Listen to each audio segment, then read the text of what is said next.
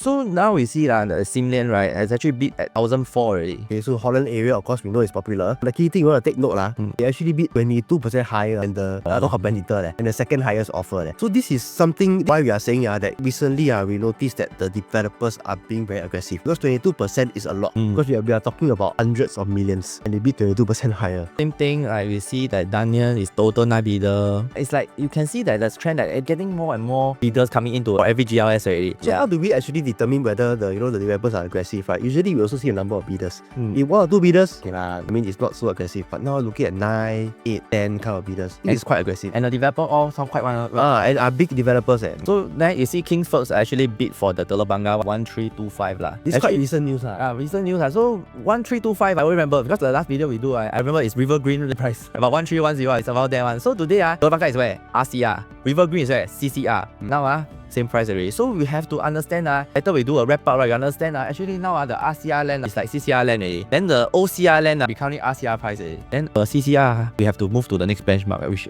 we have seen this one already, which is I think happened this week. As per the point we shoot this video, right? HH investment 12% higher. This is the Newton land beside Newton MRT, the Bukit Timah Road GLS And you can see all developer got Wintai, Hoi Hub, Capital Land, Hong Leong, All Green, all the big developer. And of course HH investment actually the highest at 1820. And for 1820 for them to sell next time based on the analyst is about 3,004 to 306. So this is something we have to realize that based on all the land bid that they do, in the end they also got to sell at a higher price. They bid high, they have to sell high. So you notice the second one 1621 if I remember correctly, is about upper house price about 1,006.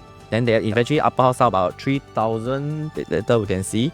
So 1,008, 3,004 to 3,006. I think based on like that, I mean for the analyst, I think quite fair